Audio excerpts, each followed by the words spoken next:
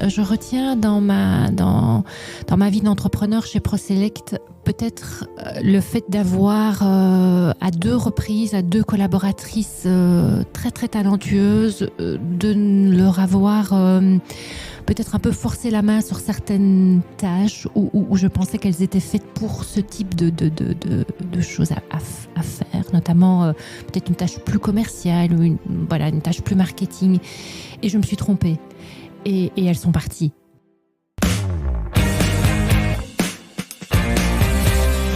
Bonjour et bienvenue sur le podcast des entrepreneurs inspirants. Chaque épisode vous offre un aperçu de l'histoire d'un ou d'une entrepreneur qui éclaire et inspire à travers sa vision et son parcours. Aujourd'hui, j'ai l'immense plaisir d'accueillir Rachel. Bonjour Rachel. Bonjour Geoffroy. Fondatrice de l'École de l'Audace. Ce podcast est réalisé en partenariat avec Interphone, opérateur télécom 100% dédié aux entreprises. Donc pour commencer, Rachel, première question, très facile normalement. Qui es-tu, Rachel ? Très facile, très facile. C'est une question vaste et en même temps, comme tu viens de le dire, je suis la fondatrice de l'École de l'Audace, entrepreneuse. Voilà. Vaste dans le sens... chacun peut dire un petit peu, se définir un petit peu comme il veut, donc voilà. Oui. Au niveau professionnel, un peu privé. Je suis maman de 2 grandes filles. Oui. Ça, c'est, Lola et Nel, 23 et 20 ans. On salue, qui écouteront notre podcast, j'espère. Voilà, j'espère. Je les encouragerai en tous les cas. Je suis entrepreneuse, en fait pas dédiée à l'entrepreneuriat au départ, pas du tout. Et puis entrepreneuse une fois, entrepreneuse 2 fois, entrepreneuse une 3e fois avec ce nouveau projet de l'École de l'Audace. Est-ce que tu peux nous en dire un peu plus justement sur ce projet ? Oui, qui est tout récent, je pense. Bien sûr, oui. Ouais. L'École de l'Audace a été lancée au mois de janvier ici de cette nouvelle année. En fait, le mot audace fait partie du fil rouge de toute ma vie. Au début, c'était inconscient et puis petit à petit, j'y ai mis de la conscience et j'y ai développé aussi mon modèle d'entrepreneur et ma vie d'entrepreneur autour de ce mot. Donc l'audace, c'est-à-dire le passage à l'action, la mise en action. Et au fur et à mesure de la revente de mon entreprise ProSelect et puis de la mise en place des événements tête cœur corps, de mon chemin sur Saint-Jacques-de-Compostelle, ce mot audace c'est vraiment distingué et plusieurs entrepreneurs, mais pas que, plusieurs personnes m'ont demandé des conseils, du coaching en tête-à-tête pour passer à l'action, pour dépasser leur peur, pour aller vers l'inconnu avec une certaine sérénité, pour faire confiance à son intuition aussi. Et donc voilà, l'École de l'Audace s'est profilée selon une méthode dont je parlerai peut-être tout à l'heure, mais un bootcamp de 6 semaines pour accompagner les personnes en période de transition, hommes et femmes, entre 35 et 55 ans, qui se posent beaucoup de questions et qui sentent parfois une inertie, une paralysie par rapport à un passage à l'action concret, franc. Voilà, donc on leur donne au travers de cette école des outils pour s'autonomiser au niveau de l'audace, parce que l'audace, comme je le disais, c'est un passage à l'action. Donc tu l'as dit, tu as fait le pèlerinage de Compostelle. Oui. En 2020, en plein Covid, après une aventure affective difficile, j'ai pris mon sac à dos, des chaussures, j'avais jamais fait ça. Encore une fois, l'intuition. Sans entraînement, alors tu t'es dit comme ça, j'y vais direct. J'ai été marcher une dizaine de fois quand même, mais j'aime courir régulièrement. Donc physiquement, je me sentais prête, mais sans entraînement, de se dire on va sur un chemin. J'ai coupé tous mes réseaux, je suis partie sans portable, en tout cas sans connexion Internet, pendant 6 semaines et en plein Covid. Donc chaque jour, on ne savait pas si oui ou non le chemin allait continuer, puisqu'on nous parlait de nouveaux confinements.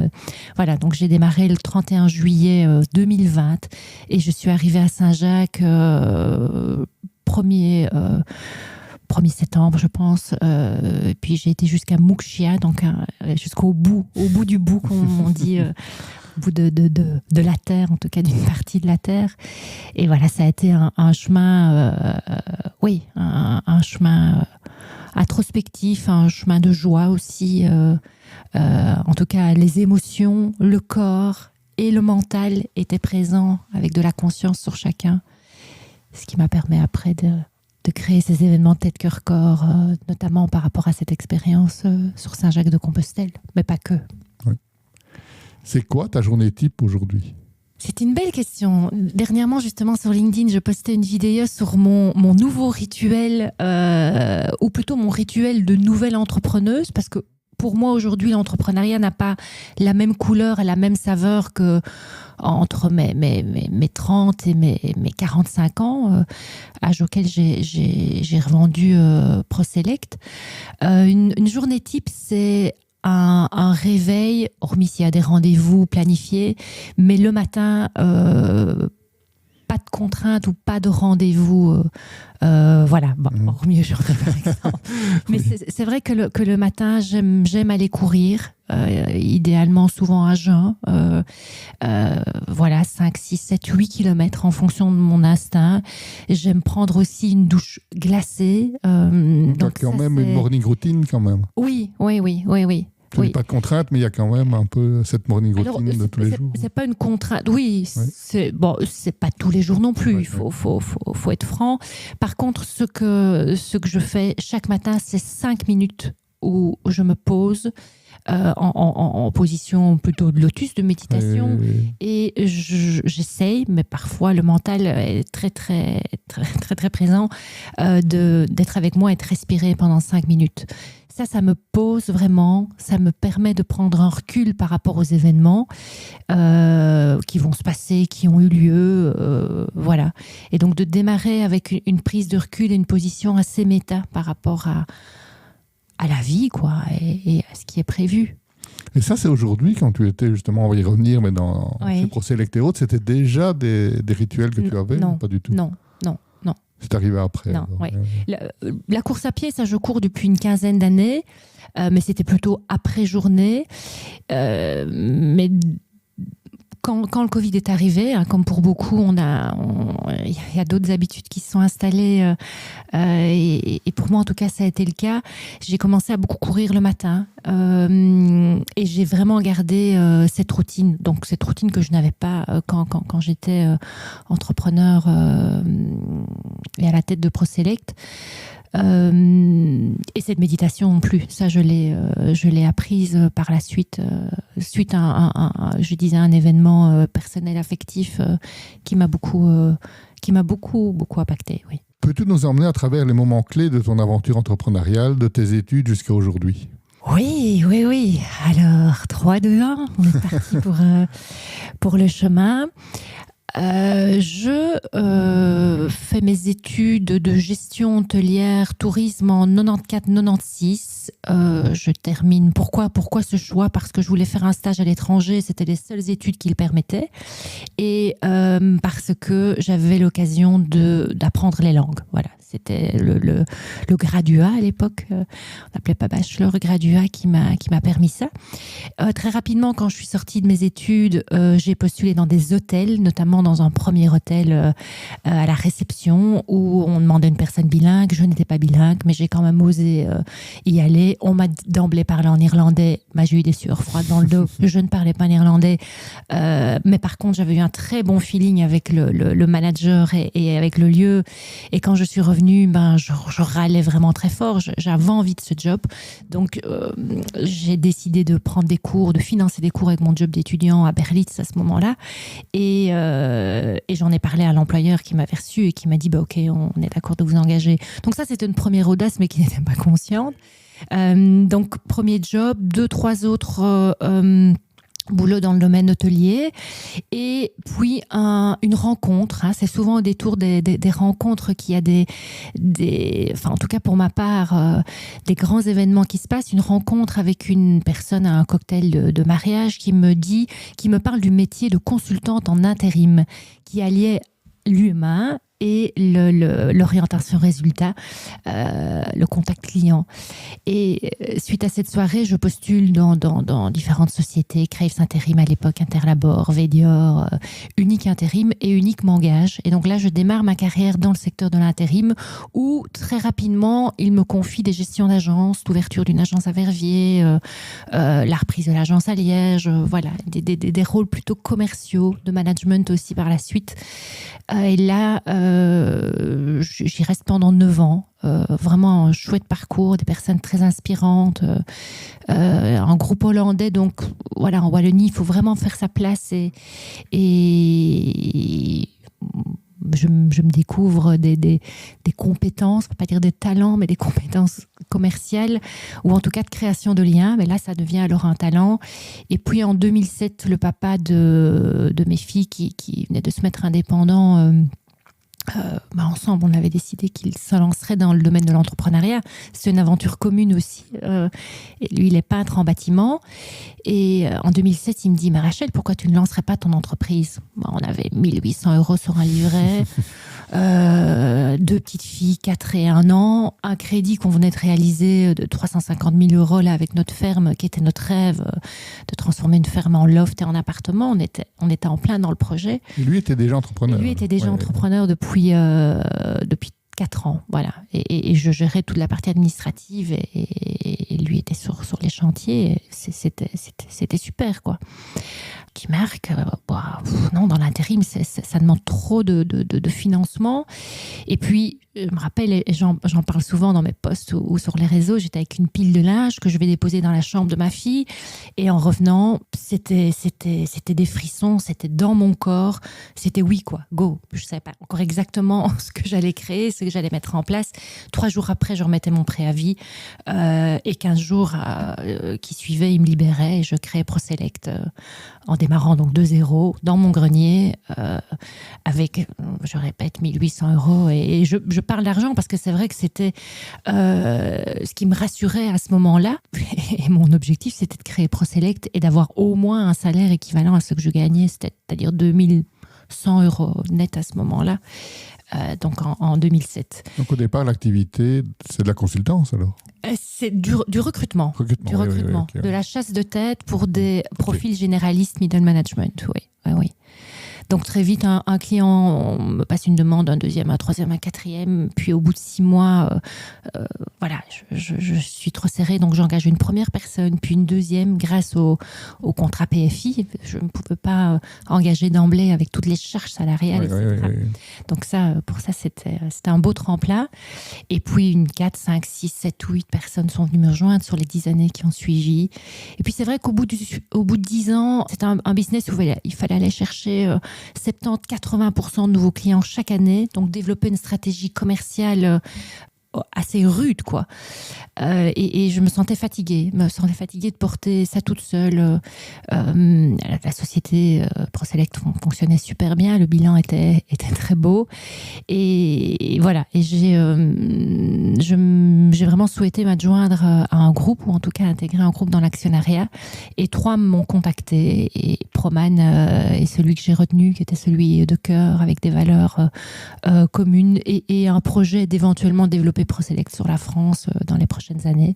Donc je suis restée 3 ans avec eux, le temps de développer ProSelect sur la Belgique d'abord, et puis le Covid, Saint-Jacques-de-Compostelle, et quand je suis revenue de mon périple, j'ai appelé Roland, qui était mon actionnaire. Moi, j'étais toujours actionnaire aussi, mais minoritaire, et je lui dis voilà, j'arrête, je veux laisser du temps et de l'espace dans ma vie.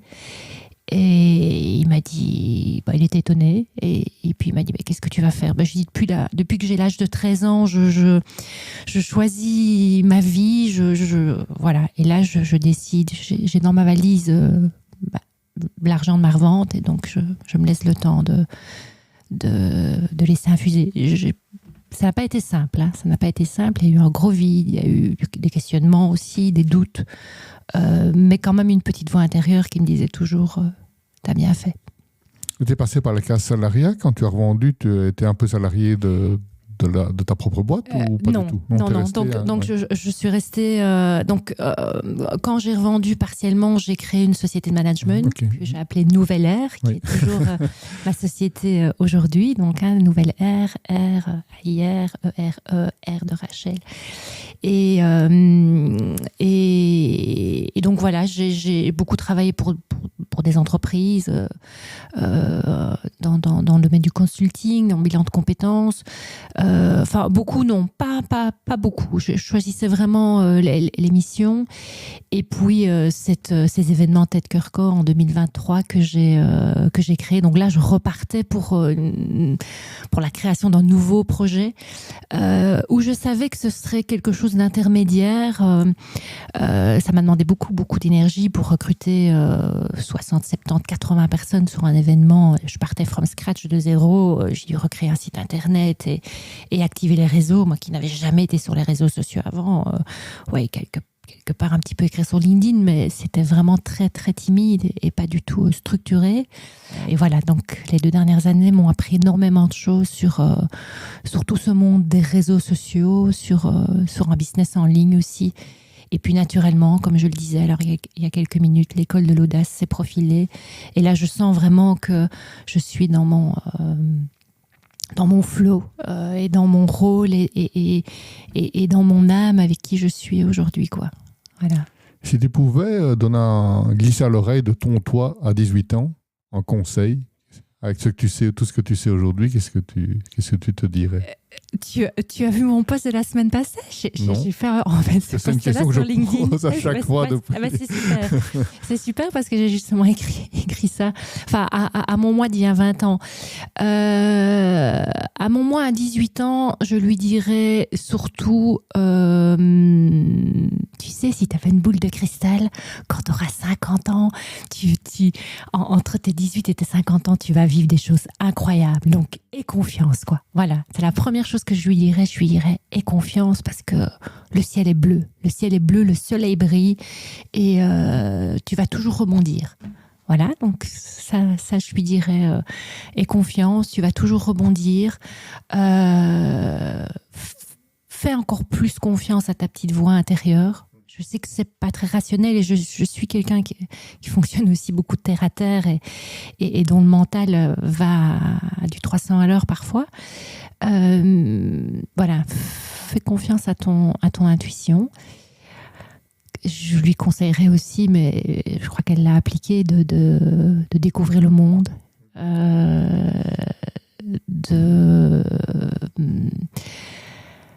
d'écouter son cœur aussi. Vraiment très fort, parce que je me rends compte aujourd'hui, à 50 ans, que quand je me connecte à mon cœur, il me souffle des belles résonances, quoi. Voilà, il me souffle des belles résonances et de belles réponses. Et qu'est-ce que je lui dirais d'autre? Je lui dirais go, passe à l'action. Passe à l'action. Il y a comme dit le fameux Mandela, il n'y a pas d'échec. Il n'y a pas d'échec, il n'y a que des apprentissages. Et l'expérience, c'est un apprentissage. Donc, voilà ce que je lui soufflerais. C'est une question justement que j'allais te poser. L'échec, on le sait, est très, très formateur. Donc, est-ce qu'il y a un échec en particulier où il y a eu un avant et un après, où tu as appris beaucoup de choses? Oui, il y en a eu plusieurs. Et cette question-là, quand on me la pose, j'ai parfois, je trouve que c'est challengeant parce que je n'ai jamais rien vu comme un échec. Vraiment, ça fait partie de ma personnalité aussi. Je ne dis pas que c'est bien ou pas bien, mais l'apprentissage en tout cas. Oui, je retiens dans ma vie d'entrepreneur chez ProSelect peut-être le fait d'avoir à 2 reprises, à 2 collaboratrices très très talentueuses, de leur avoir peut-être un peu forcé la main sur certaines tâches où je pensais qu'elles étaient faites pour ce type de choses à faire, notamment peut-être une tâche plus commerciale ou une tâche plus marketing. Et je me suis trompée. Et elles sont parties. Alors, ça faisait partie de leur chemin aussi, mais je sais que, voilà. Donc, le fait de bien connaître ses collaborateurs et collaboratrices, d'aller au-delà d'un test de personnalité. Je sais que j'étais au four et au moulin, j'étais très focusée sur aussi les résultats, et puis je travaillais beaucoup, et je pensais que ma grille de lecture à moi était la leur, et voilà, et c'était pas le cas. Donc, à refaire, j'apprendrai à les connaître, peut-être pas mieux, mais différemment. Voilà. Voilà, j'utiliserai aussi d'autres outils et je me connecterai encore plus à mon cœur. Ouais. Ouais. Ouais. C'est marrant parce que dans le podcast d'avant, on parlait justement de l'amour en entreprise qui commence à arriver. Avec des résultats, donc c'est ça qui est intéressant. Oui, dernièrement, enfin, mes titres de poste, il y a quelques mois, c'était manager, c'est aimer. Mm-hmm.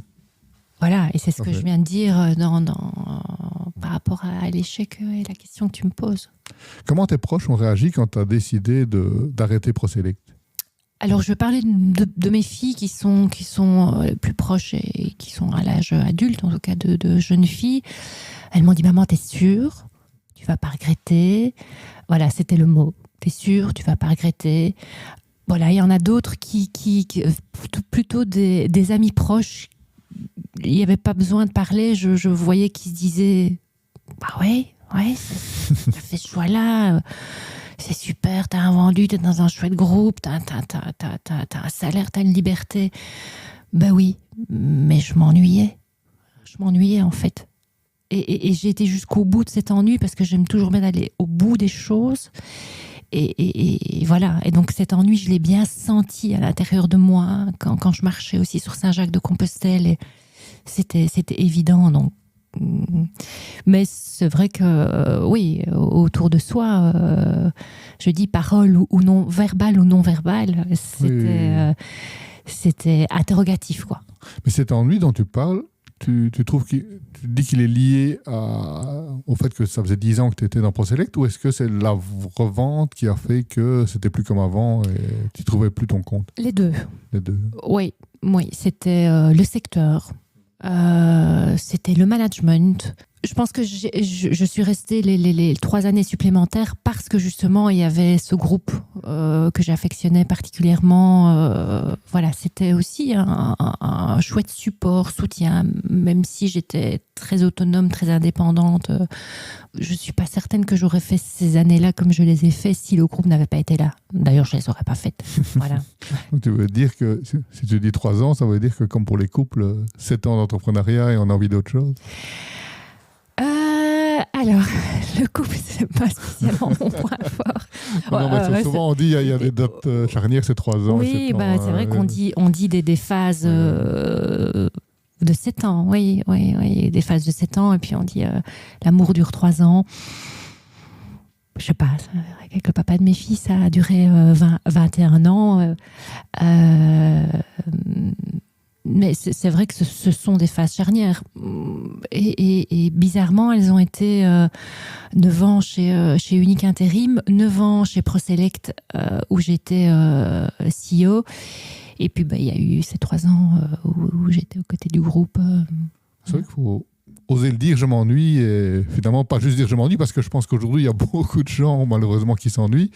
Mais de prendre la décision prendre la décision qui va avec le fait de s'ennuyer, de changer, c'est l'audace un peu. Hein. Oui, et certainement, c'est pour ça que ce qualificatif me suit et est à mes côtés et que je l'affectionne aussi, parce qu'il n'y a rien de pire qu'une vie où on s'ennuie. Après, c'est la conscience qu'on y met aussi. Tout le monde n'est pas conscient de ça. Et puis après, il y en a qui aiment pas l'ennui, on va pas dire l'ennui, mais voilà, certains me diront, certains me diront, mais Rachel, toi, tu te mets souvent en danger. Je ne sais pas si je me mets en danger, parce que comme je viens de le dire, 9 ans, 15 ans, voilà, il y a quand même des périodes, voilà. Donc, il y a une forme de stabilité dont j'ai évidemment besoin aussi. L'ennui, pour moi, a été un déclic, quoi. Il fallait que je sois... Et puis une honnêteté personnelle aussi, une honnêteté vis-à-vis du groupe, vis-à-vis des collaborateurs avec qui que je manageais. Voilà, à un moment donné, c'était... je ne pouvais plus faire semblant. Même si je peux être caméléon, mais ça, c'est encore très différent, adaptable. Mais faire semblant avec le cœur, ça, tu sais pas. Clairement. Est-ce qu'il y a un mythe sur l'entrepreneuriat que tu aimerais déconstruire ? Un mythe sur l'entrepreneuriat. J'aimerais déconstruire. Quelque chose qu'on entend souvent, qu'on voit souvent passer sur les réseaux et tu te dis là, je suis pas d'accord. Disons que pour réussir en tant qu'entrepreneur, il faut travailler dur. Non. Alors, qu'est-ce qu'on met travailler certainement, avoir une structure, avoir une bonne vision, être bien entouré, tout ça, ce sont des plus que des éléments, ce ne sont même pas des options, c'est essentiel. Mais voilà, moi je ne me suis jamais aussi bien sentie en 2015 de 2016 quand je suis arrivée à déléguer un maximum, que je suis partie faire une aventure en vélo pendant 3 semaines sur Saint-Jacques-de-Compostelle. J'étais toujours chez ProSelect aussi, j'ai délégué et voilà, on ne peut pas dire que c'était l'entrepreneuriat dur. C'est peut-être les années où ProSelect et où j'ai le mieux gagné ma vie. Donc est-ce qu'il faut travailler dur pour avoir beaucoup d'argent? Non, pour moi ça c'est un mythe à déconstruire. Et puis bon, beaucoup d'argent, l'abondance, voilà. L'abondance, elle est évidemment pas que matérielle. Et ça, heureusement, et heureusement, bien sûr, le mythe à déconstruire, c'est peut-être qu'il faut travailler dur pour réussir. Oui, c'est faux. Quelles sont les sources d'inspiration majeures pour toi en tant qu'entrepreneur, qu'il s'agisse de livres, de podcasts, d'expériences vécues? Peut-être des mentors aussi. Oui. Alors, moi, j'ai beaucoup aimé le livre Kilomètre Zéro de Maud Ankawa, qui m'a guidée sur Saint-Jacques-de-Compostelle notamment. Elle n'avait pas encore écrit son livre sur Saint-Jacques. Donc, Maud est une personne inspirante que j'ai d'ailleurs eue à mes côtés au premier Tête Cœur Corps il y a 2 ans. Quelqu'un qui m'inspire beaucoup aussi, c'est Frank Lobvet. C'est un penseur contemporain qui parle de façon très spontanée, très franche, des notions telles que le bien et le mal, que rien n'est binaire dans la vie. J'aime aussi beaucoup Frank Lobvet. En termes de podcast, je voyage. J'ai eu l'occasion d'être interviewée par Elisabeth Smeisters sur État de Flow, un autre podcast. Je suis aussi très interpellée par le mix dans le business entre ce côté chiffre, terre à terre, rationnel, et l'aspect beaucoup plus intuitif, oserais-je dire spirituel. Je viens de travailler avec une coach qui s'appelle Alix Ruffas, ou Ruffa, je ne sais pas. Alix, tu m'excuseras.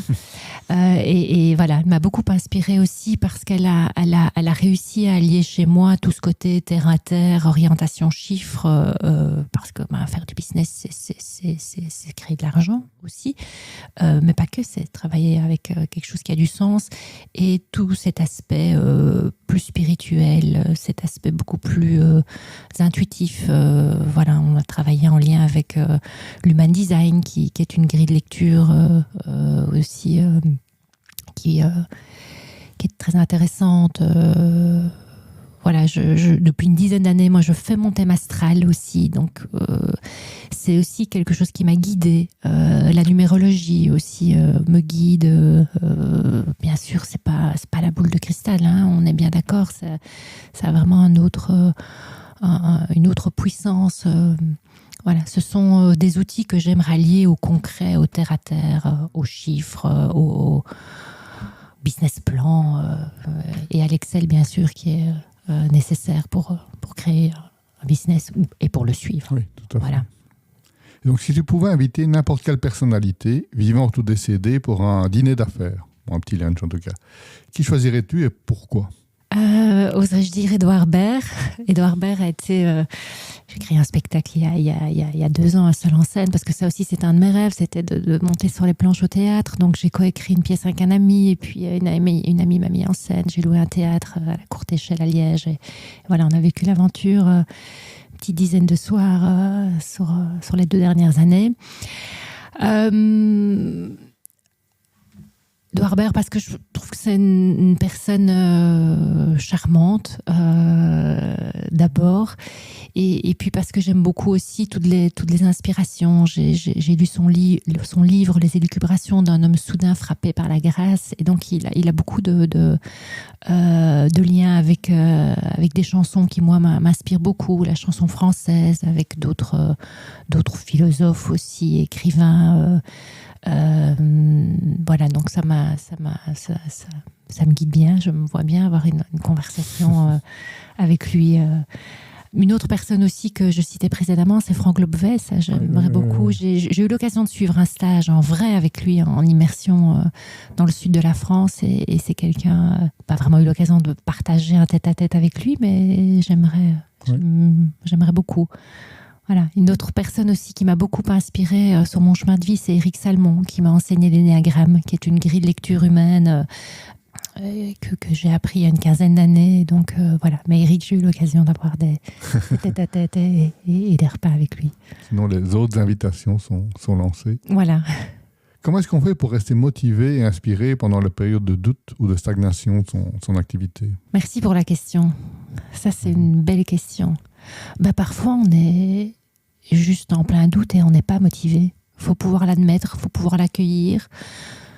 Je reviens encore avec ce mot, il faut pouvoir l'aimer, quoi. Et je suis même émue en le disant parce que, oui, j'ai eu des moments, alors je n'aime pas te parler de profondeur, mais la courbe du deuil, c'est ça aussi. Et quand on arrête un boulot, quand j'ai arrêté Procélec, quand une histoire affective, ou même un autre projet, je reprends le Tête Cœur Corps que j'ai créé ici en 2023-2024, c'est chaque fois beaucoup d'adrénaline et puis la fin de quelque chose. Donc le théâtre aussi, ça a été pareil. Je suis aussi un centre émotionnel. Je suis quelqu'un qui vit mes émotions.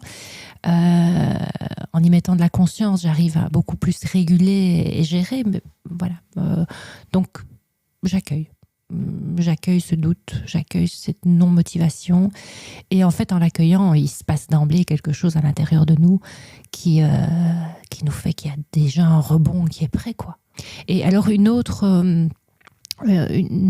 méthode aussi qui me permet vraiment qui m'aide, c'est de prendre de la distance par rapport aux choses. Je ne suis pas à l'école de l'audace. L'école de l'audace n'est pas moi.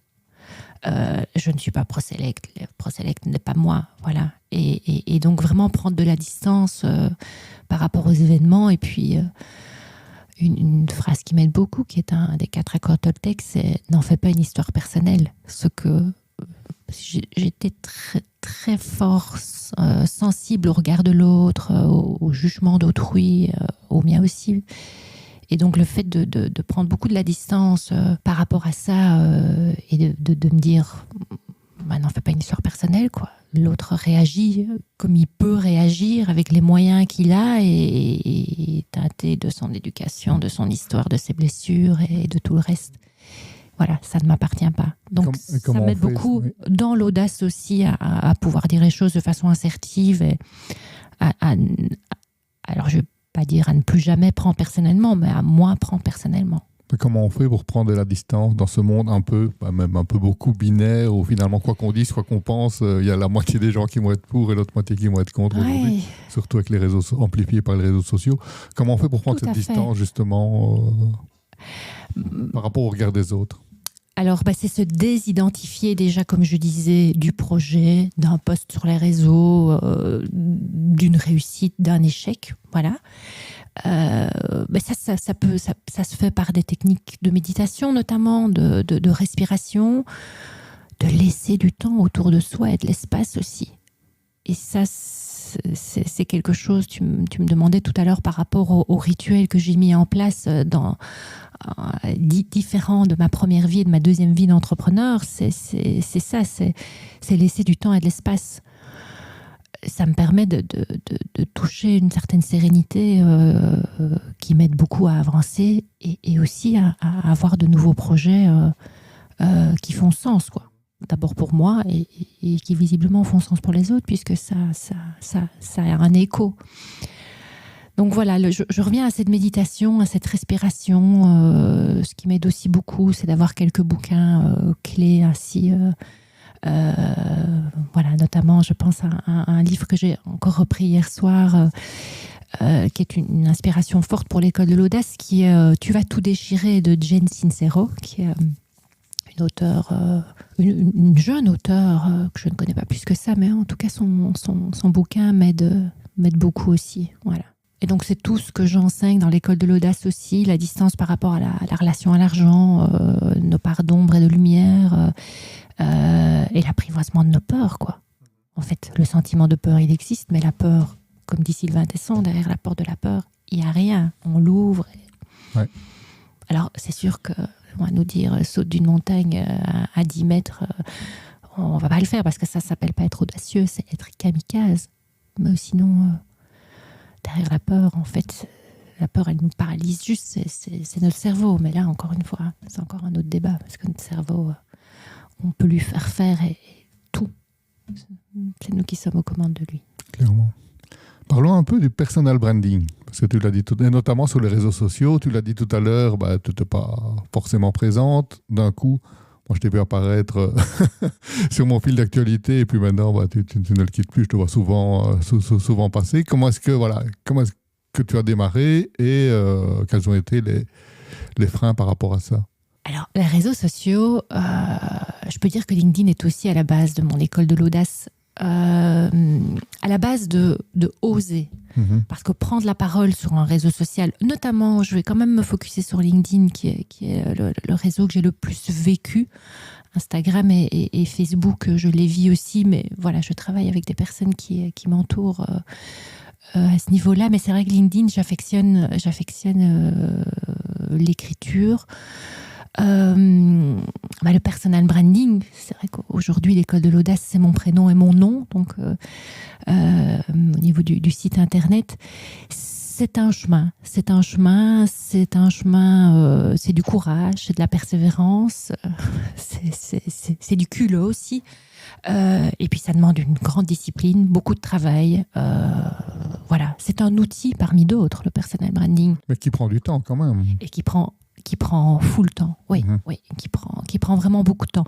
Et encore une fois, le réseau social n'est pas la personne et la personne n'est pas ses posts. Parce que, en fait, je souris en disant ça parce que dans les derniers mois, plusieurs personnes m'ont dit « Ah oui, je vois que tu vas bien sur les réseaux. » Bah non, parce que les réseaux, ce n'est pas moi et je ne suis pas mes posts, quoi. Voilà, bien sûr, c'est des parties de vie et tout ce que personnellement je partage, c'est authentique et c'est ce qui se passe. Et puis, je me suis formée, je me forme. J'ai suivi des heures et des heures de formation en ligne, en vrai, sur les 3 dernières années. Voilà. Et LinkedIn, je l'ai intensifié de façon stratégique et régulière et structurée quand j'ai créé les événements Tête, Cœur, Corps, Saint-Jacques-de-Compostelle et aujourd'hui l'École de l'Audace. Il y a toute une structure, tout un agenda qui est préparé des semaines à l'avance. Voilà.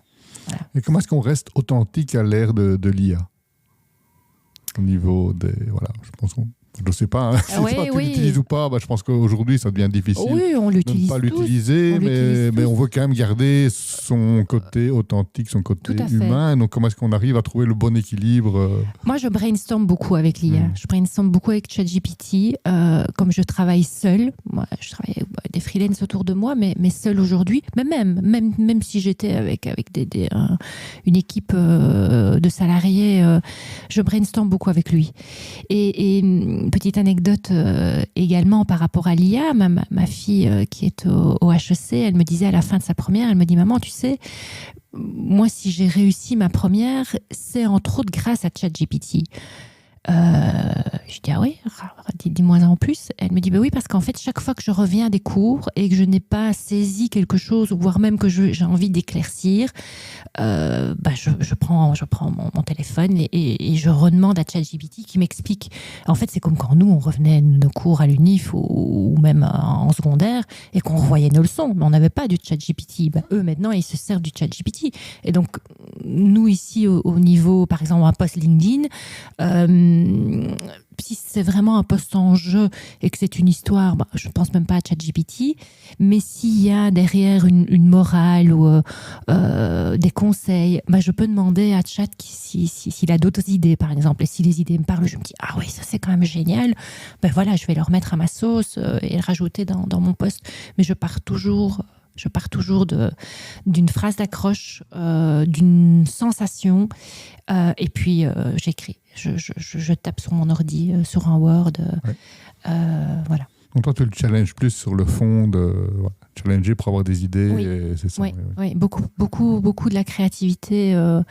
Parce qu'il n'y a rien à faire. Si même je lui fais un copier-coller, je l'ai déjà fait, hein, copier-coller de mon poste, et je lui dis tiens, remets-le-moi en forme, oui, ça sent du ChatGPT, quoi. Voilà. Il s'améliore. Oui. Par rapport à ce qu'on a connu au départ, s'il s'améliore à partir du moment où il apprend, donc c'est-à-dire que si tu le nourris de tes... Exactement, donc moi il est nourri de l'école de l'audace depuis 1 an, du Tête Cœur Corps depuis 1 an et demi, et donc c'est une partie de moi, quoi. Ouais. Voilà.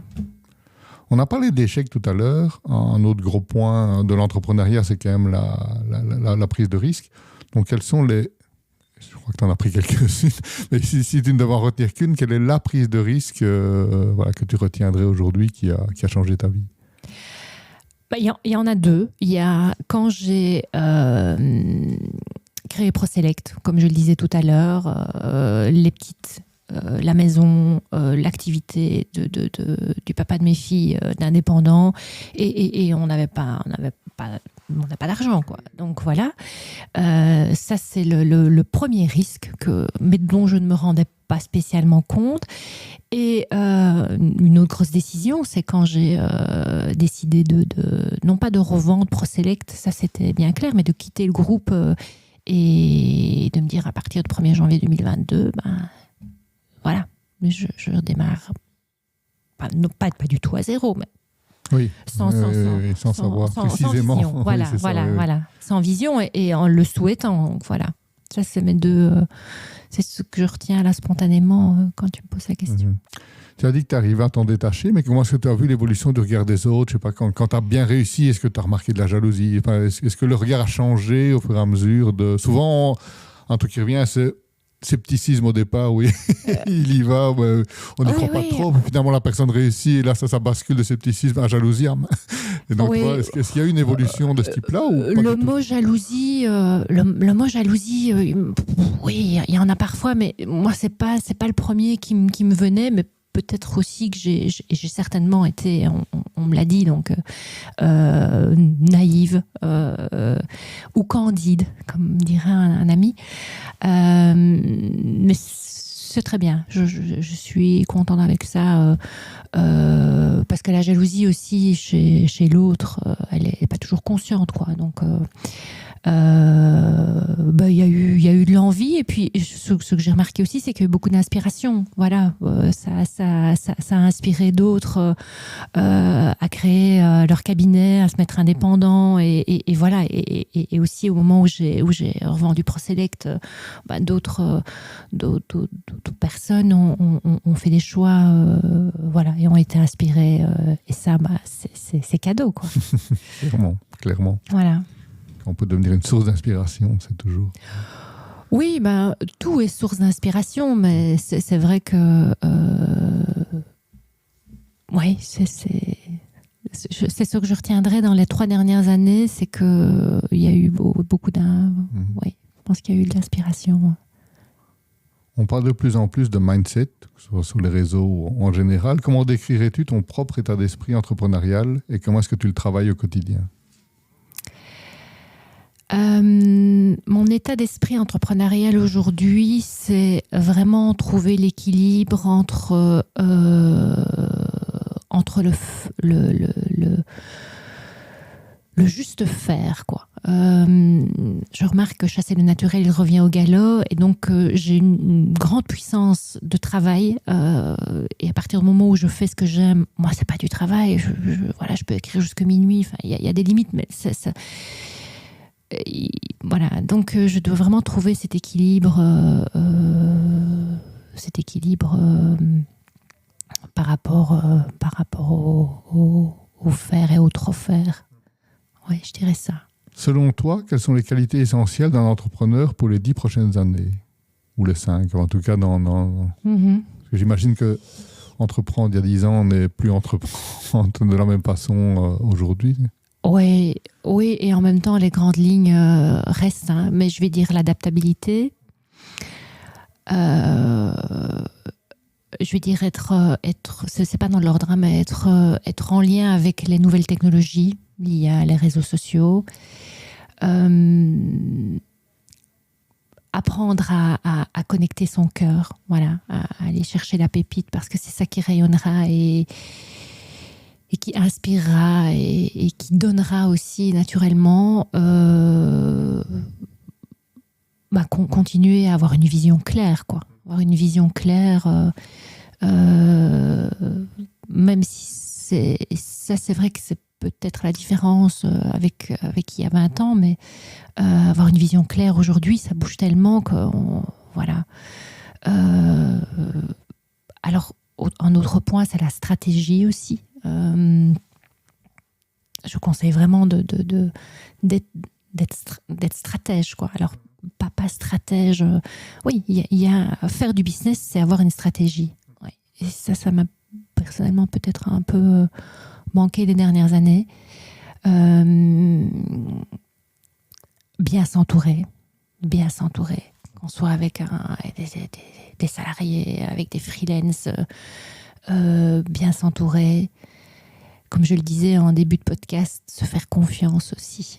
Voilà, se faire confiance et pas mettre l'argent en priorité, parce que c'est un outil. C'est un outil. On ne fait pas du business pour faire de l'argent. Bien sûr, le business, il doit être rentable, sinon, parce qu'aujourd'hui, c'est encore à ça qu'on mesure la rentabilité d'un business, enfin, en partie. Voilà les conseils que je dirais, oui. Et aussi avoir cet état d'esprit, tu parlais d'état d'esprit, pas d'abondance, quoi, de toujours. Ça, c'est aussi quelque chose qui m'aide de façon importante, c'est voir le verre à moitié plein plutôt qu'à moitié vide. Enfin, voilà, ça a toujours été dans ma vision. Je me souviens quand j'ai créé ProSelect et que je suis revenue, j'avais remis ma voiture, etc. Je suis revenue en train et je suis revenue à pied de la gare et ma mère m'a dit « Mais qu'est-ce que tu fais si ça ne fonctionne pas ?» En fait, je me souviens que j'avais jamais pensé à ça.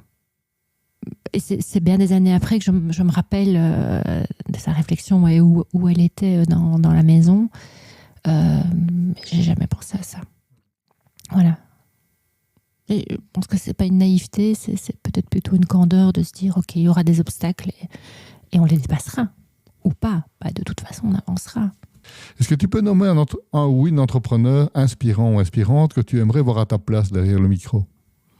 Bah, je vais dire Gilliane Denis, oui, Gilliane, qui a intégré l'école et qui démarre dans sa carrière d'entrepreneuse, oui, et qui a un beau parcours aussi avec des choix par rapport à travail à l'étranger, rencontre un mari belge, elle vient du Québec, oui, Gilliane Denis, oui. Ok, voilà. On prend note.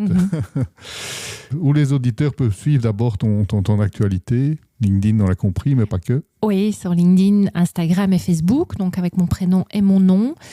Et sur le site de l'école de l'audace, www.rachelvandendoren.com. Voilà, là ils ont la prochaine date du 17 mai pour le démarrage des 6 semaines du bootcamp de l'école de l'audace. Qui, comme je le disais tout à l'heure, s'adresse à toute personne, hommes et femmes, en période de transition entre 30-35 ans et 55 ans, des personnes qui sentent que c'est le moment de se mettre en action, que ce soit pour un projet pro, un projet personnel, mais voilà, n'ont pas encore les bonnes recettes et veulent s'autonomiser au fur et à mesure de leur vie aussi. Et donc voilà, dans l'école de l'audace, je leur donne des clés et eux se donnent leurs clés aussi pour s'audacer et passer à l'action de façon plus fluide dans le futur. Puis il y a le chemin de Saint-Jacques-de-Compostelle aussi. Donc toutes ces actualités sont sur le site dont je viens de parler. Eh bien, un grand merci Rachel pour ce partage inspirant. Chers auditeurs, nous vous remercions de nous avoir accordé votre temps. Si vous avez aimé ce podcast, partagez-le et surtout abonnez-vous, car on peut s'abonner sur un podcast. Et on se donne rendez-vous prochainement pour de nouvelles rencontres et de nouvelles doses d'inspiration. Merci Rachel. Avec plaisir. Merci à vous aussi. À bientôt.